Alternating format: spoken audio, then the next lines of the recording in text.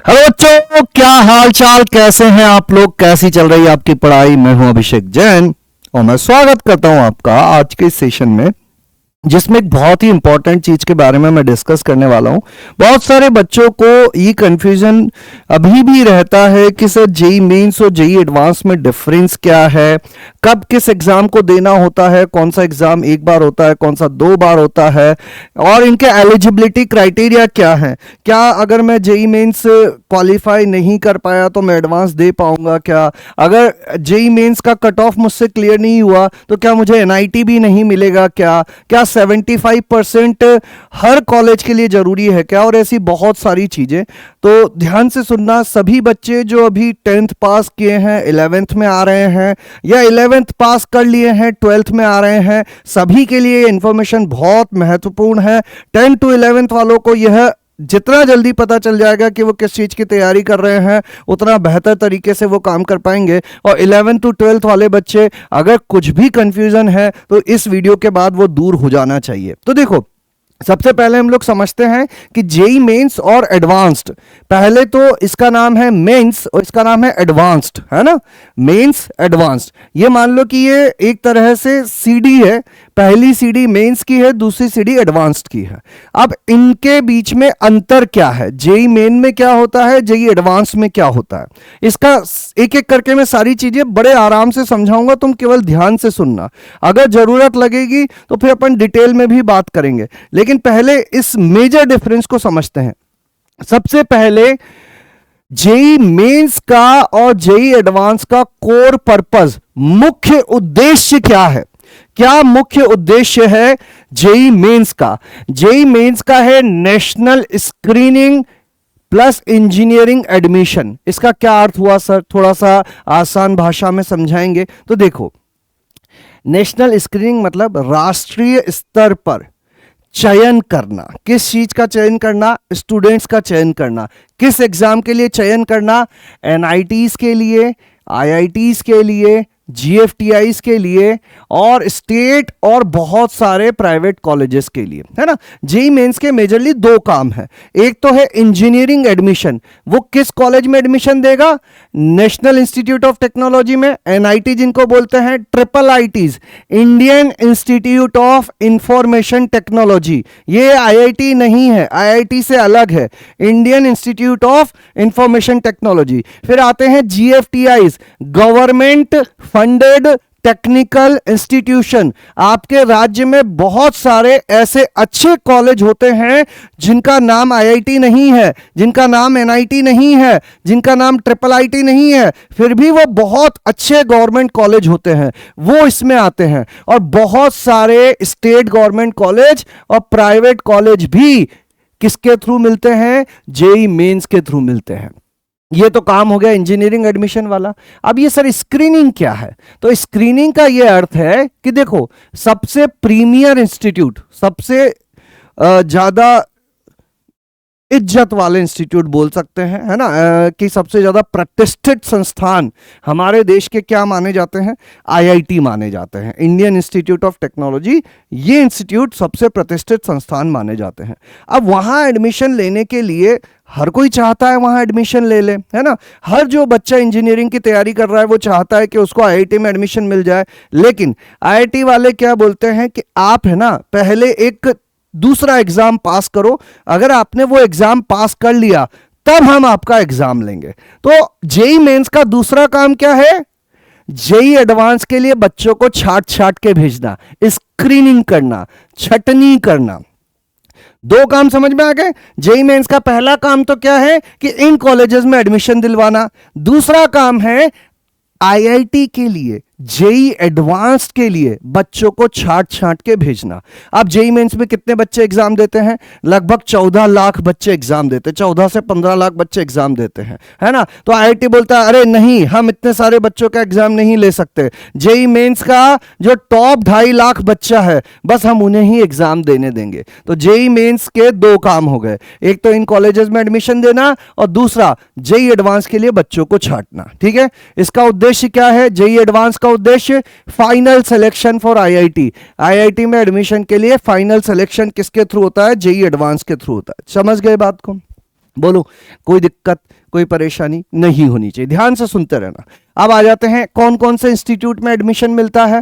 तो JEE mains से आपको एनआईटीज में, ट्रिपल आईटीज में, जीएफटीआईज में, बहुत सारे स्टेट गवर्नमेंट कॉलेज में और बहुत सारे प्राइवेट कॉलेजेस में एडमिशन मिलता है।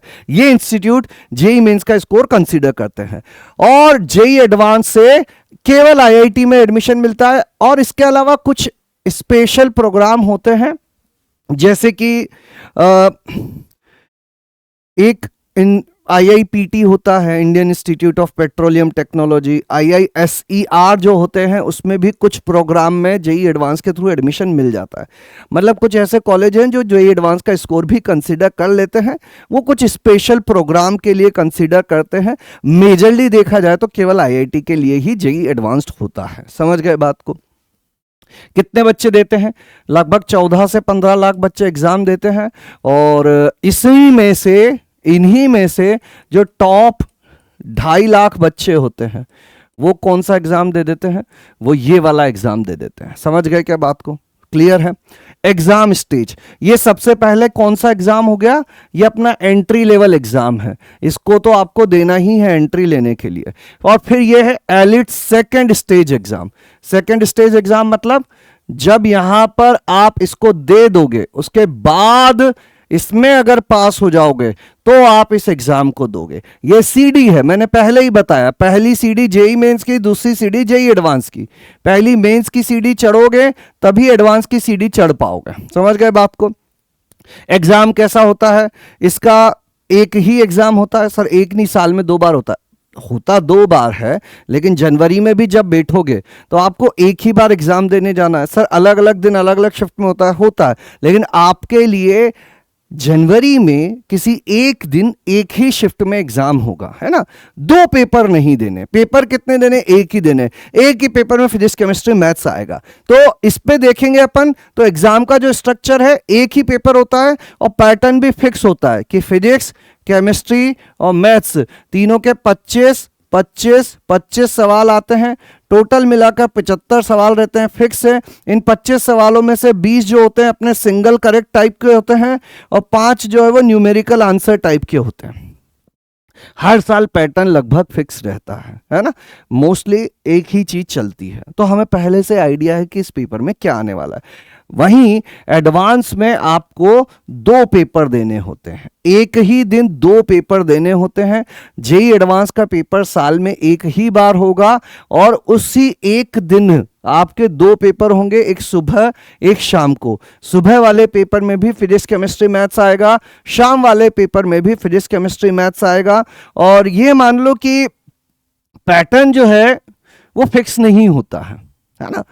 कुछ सिंगल करेक्ट आ सकते हैं, कुछ मल्टीपल करेक्ट आ सकते हैं, कुछ इंटीजर टाइप आ सकते हैं, कुछ पैराग्राफ टाइप आ सकते हैं, कुछ मैच द कॉलम टाइप आ सकते हैं, है ना। कुछ भरोसा नहीं है।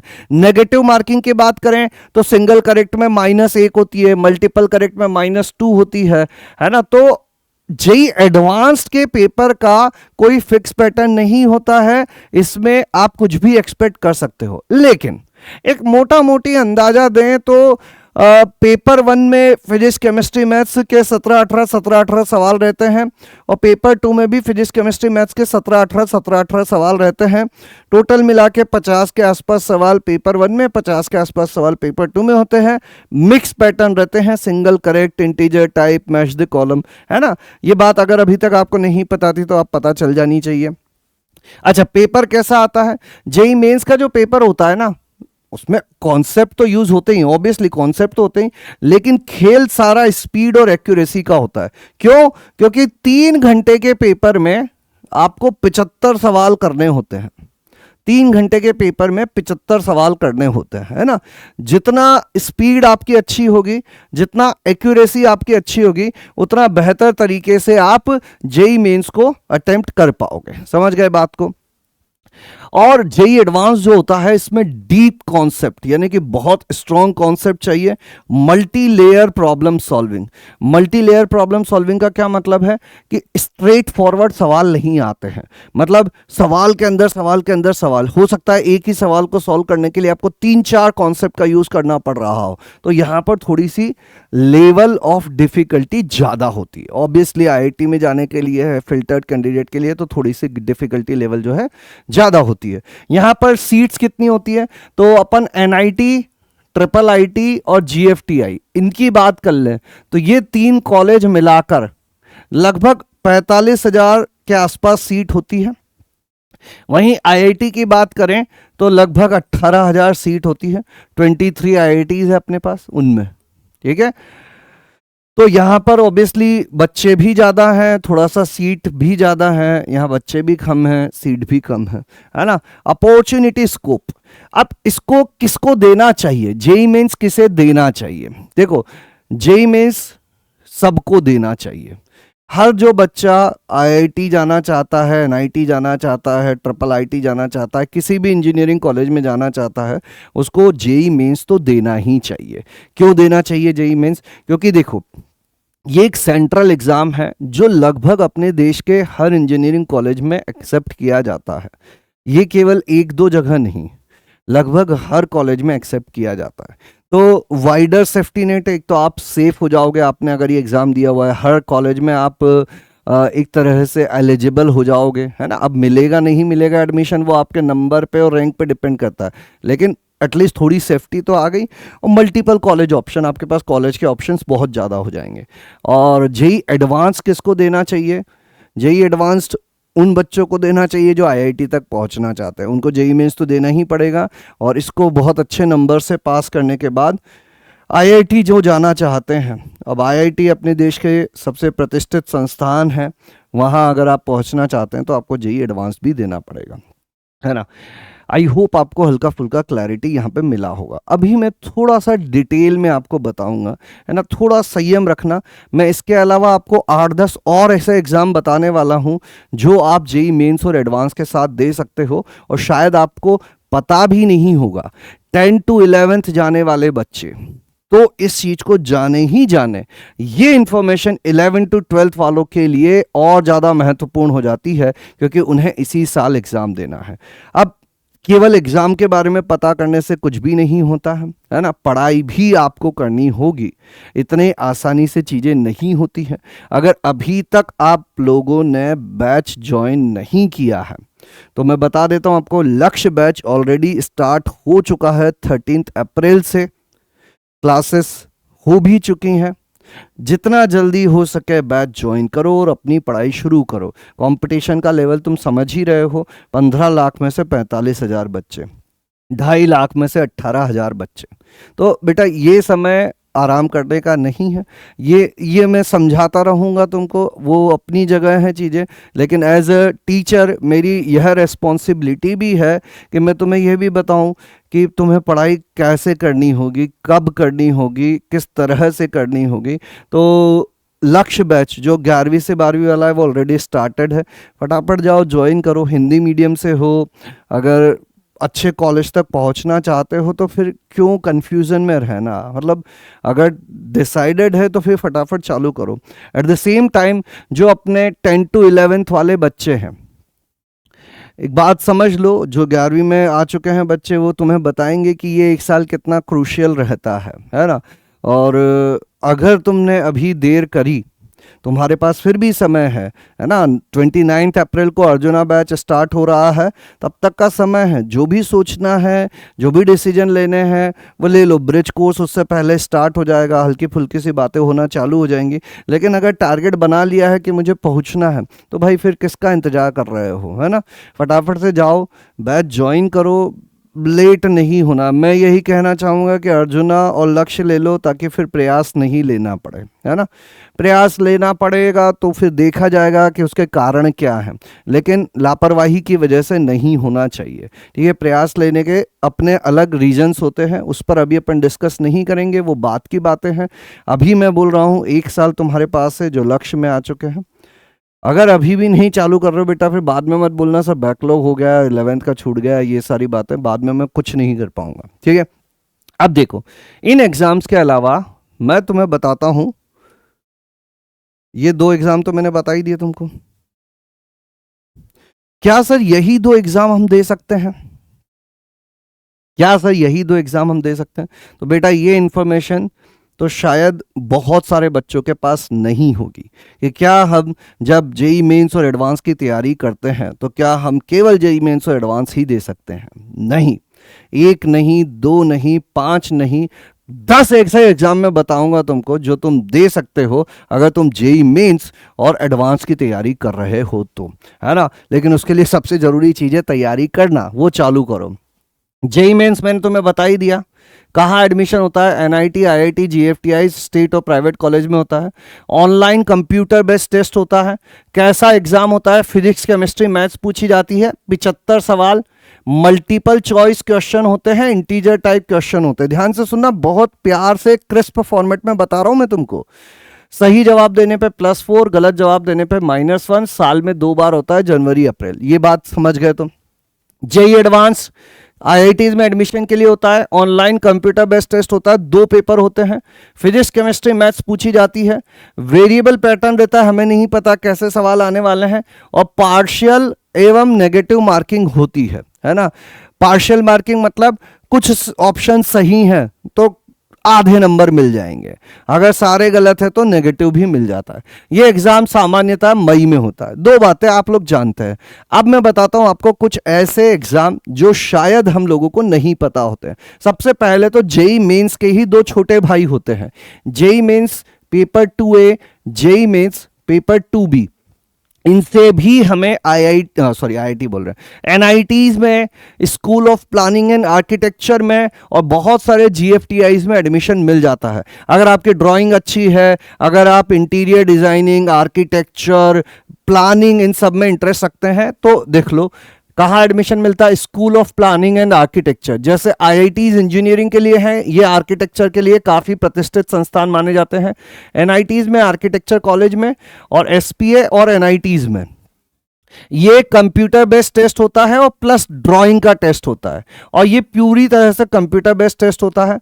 इसमें केमिस्ट्री और फिजिक्स नहीं पूछी जाती, कितनी बढ़िया चीज है। मैथ्स बस पूछी जाएगी, अगर मैथ्स स्ट्रांग है आप ये एग्जाम दो। एप्टीट्यूड, अगर मैथ्स अच्छा है एप्टीट्यूड भी दे दोगे।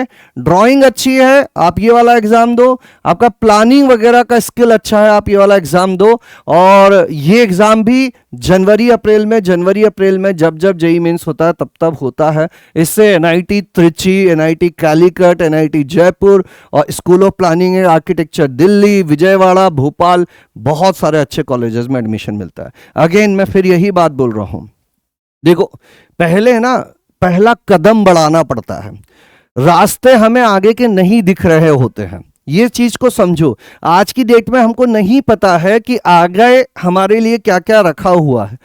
हिम्मत करो, आगे बढ़ो, है ना, पढ़ाई करना शुरू करो। मेरा आज ये सेशन को एक्सप्लेन करने का उद्देश्य यह भी था कि अभी तक जो बच्चे सो रहे हैं उनको मैं थोड़ा सा जगा दूं, क्योंकि मुझे ना बाद में बहुत दुख होता है जब बच्चे बोलते हैं सर हमारा बैकलॉग हो गया, मैं लेट ज्वाइन किया था, अब मैं क्या करूं सर, मैं 2.0 में ज्वाइन कर लूं क्या। ये सब चीजें फिर वो बहुत सारी निकल के आती है। तो दुर्घटना से देर भली, मतलब अब ये समय छोड़ दो, अब तुम फटाफट से इस चीज पे ध्यान दो कि अब मुझे पढ़ाई शुरू करनी है। तुम्हारा फोकस क्या होना चाहिए? Physics chemistry maths. क्यों? Physics chemistry maths, physics chemistry maths, maths physics chemistry maths, physics chemistry maths, physics chemistry maths. आगे एग्जाम बताऊं, physics chemistry maths, maths physics chemistry, physics chemistry maths, physics chemistry maths, maths, ये इतने सारे exam है जो केवल physics chemistry maths पूछ रहे हैं। तो अरे भाई तुम फिजिक्स केमिस्ट्री मैथ्स तो पढ़ना शुरू करो।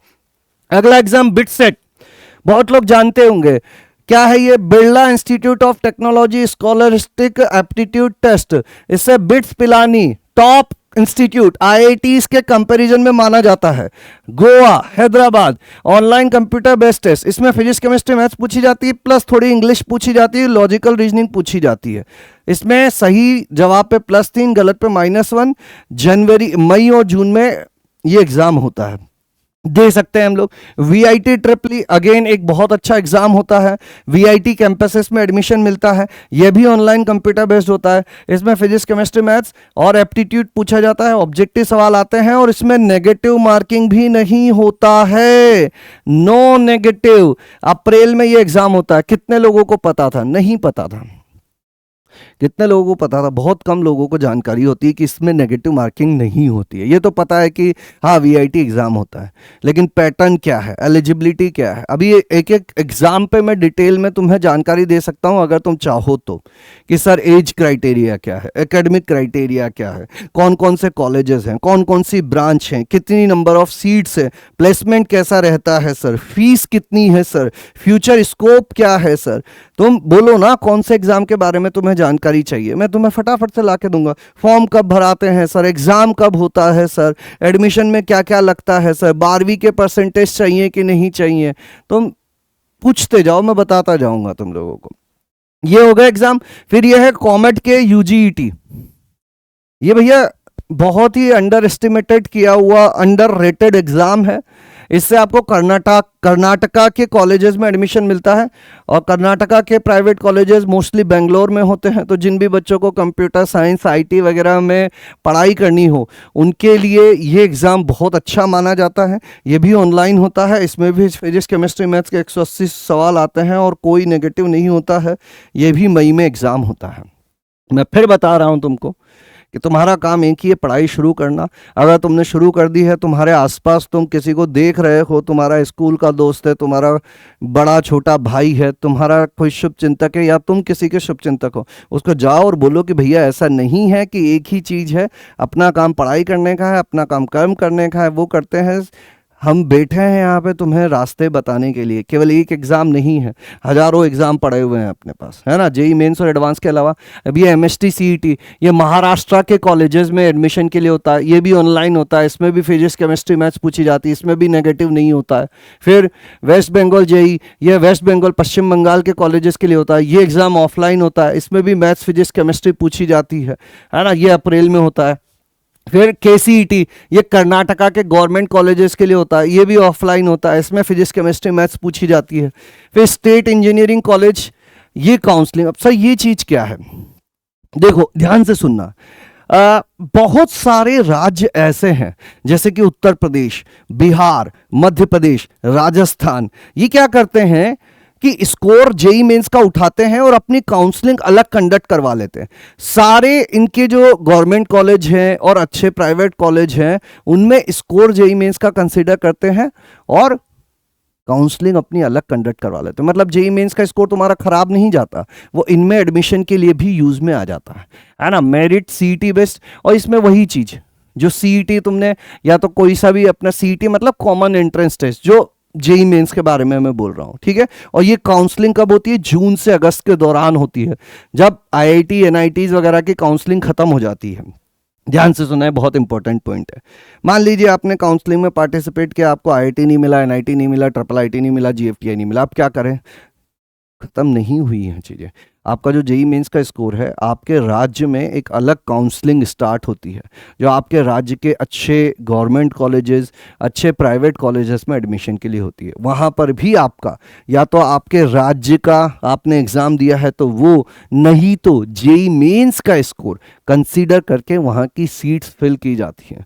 बहुत सारे अच्छे कॉलेजेस हैं जो अपना अलग से काउंसलिंग कंडक्ट करवाते हैं, ठीक है।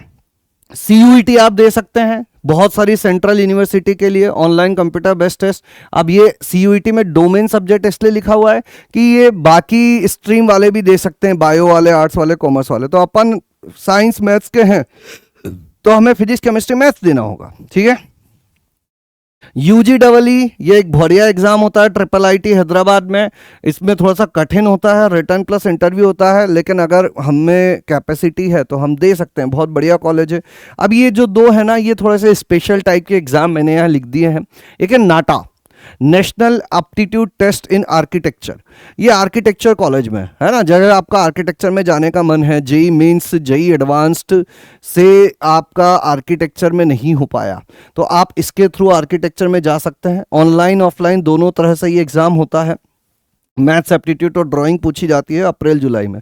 बहुत अच्छा आर्किटेक्चर कॉलेज में एडमिशन मिलता है। और फिजिक्स केमिस्ट्री मैथ्स वालों के लिए ऑप्शन हमेशा खुला हुआ है। क्यों ये बोल रहा हूँ मैं? देखो, मैथ्स तुम ऑलरेडी पढ़ रहे हो, अगर तुम्हारा एप्टीट्यूड अच्छा है, जो जिनका मैथ्स अच्छा होता है एप्टीट्यूड भी अच्छा हो जाता है। एप्टीट्यूड क्या होता है? वो लॉजिकल रीजनिंग के सवाल नहीं होते हैं क्या? इस चीज को इधर से देखेंगे कैसा दिखेगा, उधर से देखेंगे कैसा दिखेगा, ये वाला शेप किस में जाकर फिट होगा, वही एप्टीट्यूड के सवाल होते हैं। और ड्राइंग अच्छा है तो मैं बहुत सारे बच्चे होते हैं जिनका ड्राइंग अच्छा होता है और आर्किटेक्चर में जाना चाहते हैं, वो यहाँ पे जा सकते हैं। और एक ये एग्ज़ाम है UCEED, जो बहुत सारे IITs में एडमिशन के लिए होता है। ये भी कंप्यूटर बेस्ड टेस्ट होता है, इसमें स्टूडियो टेस्ट भी होता है। इसमें भी डिज़ाइन एप्टीट्यूड पूछा जाता है और 2 पार्ट में ये एग्ज़ाम होता है। अगेन मैं ये बोल रहा हूँ कि अगर आपका IIT में जाने का मन है और किसी कारणवश आप एडवांस नहीं दे पा रहे हैं, जो भी कारण हो सकता है ना, मेंस क्वालिफाई नहीं हुआ, एडवांस में रैंक अच्छी नहीं आई, या 75% नहीं थे, या जो भी थे, तो ये एक और रास्ता है जिससे आप IIT में पहुंच सकते हैं। बहुत प्यारी ये एक अलग से अपने लिए राह बना दी गई है, लेकिन ऑब्वियसली उसमें भी आपको मेहनत करनी पड़ेगी। आपका डिज़ाइन स्किल अच्छा होना चाहिए। डिज़ाइन स्किल अच्छा है तो आप पहुंच सकते हैं। तो मैं फिर से वापस से लौटता हूं, इतने सारे और भी एग्ज़ाम हैं। जेई मेंस और एडवांस में तो आपको डिफरेंस समझ में आ ही गया है ना। आई होप क्लैरिटी आ गई होगी। एक बार हल्की सी चीज़ और मैं बता देता हूँ यहाँ पर, ये समझ लो कि जो भी जितने भी जेई के एग्ज़ाम देते हैं, 15 लाख बच्चे लगभग एग्ज़ाम देते हैं, उनको एक रैंक मिलती है ना। क्या रैंक मिल सकती है? रैंक मान लीजिए 30,000 है किसी बच्चे की 30,000 रैंक है, और एक बच्चा है जिसकी 4 लाख रैंक है ना। अब देखो, ये जो 30,000 जिसकी रैंक आई है, ये 30,000 रैंक वाला बच्चा NIT, IIIT और GFTI, इनमें से किसी में भी एडमिशन ले सकता है। उसकी रैंक के हिसाब से वो 32 NIT की 24,525 सीट में, 26 IIIT की 9,940 सीट में, और 47 गवर्नमेंट फंडेड टेक्निकल इंस्टीट्यूट की 10,228 सीट में, टोटल मिलाकर 44,693 सीट में यह बच्चा एडमिशन ले सकता है। और साथ ही में, क्योंकि यह 2.5 लाख के अंदर है, तो यह बच्चा जेई एडवांस्ड भी दे सकता है और IIT तक भी पहुंच सकता है। लेकिन जिस बच्चे की 4 लाख रैंक आई है, ये बच्चा ये एग्जाम नहीं दे पाएगा। क्यों नहीं दे पाएगा? क्योंकि ये टॉप 2.5 लाख में नहीं है, वो IIT तक नहीं पहुंच पाएगा। लेकिन ये यहां एडमिशन लेने के लिए तो एलिजिबल है। अब तुम बोल रहे हो सीट तो इतनी कम है, इसकी रैंक तो इतनी ज्यादा है। मान लो किसी ने एडमिशन नहीं लिया, कोई सीट खाली रह गई, तो बाई चांस इसको एडमिशन मिल सकता है। मतलब आपकी जेई मेंस की रैंक से आपको यह काम भी हो सकता है और यह काम भी हो सकता है। अगर जेई मेंस की रैंक 2.5 लाख के अंदर है, आप एडवांस देने के लिए भी एलिजिबल हो जाओगे। 2.5 लाख के ऊपर है, आप एडवांस नहीं दे पाओगे, वहां तो आपका काम चलता ही रहेगा। आई होप अभी क्लैरिटी आ जाना चाहिए। अब देखो, ये सारी बातें इतना डिटेल में मैं क्यों बता रहा हूँ बेटा? मैं ना बहुत सारे बच्चों से बात करता रहता हूँ, है ना। उनके मैसेजेस आते हैं कि सर लेट हो गए हैं, अब क्या करें, बैकलॉग हो गया है, अब क्या करें, अब 1 साल में हो पाएगा या नहीं हो पाएगा, आप क्या सजेस्ट करते हो सर, क्या मैं 2.0 ले लूं क्या सर, है ना। मतलब 1 में मैं बहुत देर से ज्वाइन किया था, अब 2 ले लूं क्या मैं सर, क्या मैं ड्रॉप ले लूं क्या सर। मतलब इस टाइप की बहुत सारी क्वेरीज आती है। सर मैं अभी भी कंफ्यूज्ड हूँ कि अगर मेरा जेई मेंस एडवांस नहीं हुआ तो फिर मुझे यह दुनिया एक्सेप्ट करेगी या नहीं करेगी। तो मैं आपको एक सिंपल सी चीज़ बता देना चाहता हूँ कि जेई मेंस और एडवांस तो अपनी जगह है ही, आपके पास और भी बहुत सारे रास्ते हैं। आप आगे तो बढ़ो, हिम्मत का कदम बढ़ाओ, हजारों कदम बढ़ाने वो साथ में खड़ा है, देर मत करो। तुम्हें ऑलरेडी पता है जो 11th to 12th में इस साल जा रहे हैं, 11th में देरी के क्या नुकसान होते हैं। लक्ष्य बैच ऑलरेडी स्टार्ट हो चुका है, 13 अप्रैल से स्टार्ट हो चुका है, अभी भी कुछ ही क्लासेस हुई है। मैं यहाँ केवल आपको यही बताने आया हूँ कि भैया अगर तुम्हारा थोड़ा सा भी विचार है कि मुझे आईआईटी एनआईटी तक जाना है, अगर तुम्हें थोड़ा सा भी लगता है कि तुम आईआईटी एनआईटी तक जा सकते हो, भाई फटाफट जाके उस बैच को ज्वाइन करो, अपनी पढ़ाई स्टार्ट करो, मत सोचो ज़्यादा।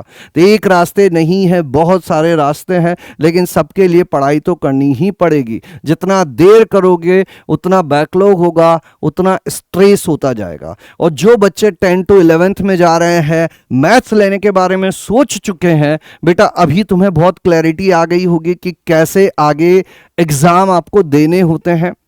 29 तारीख 29 अप्रैल से बैच स्टार्ट हो रहा है।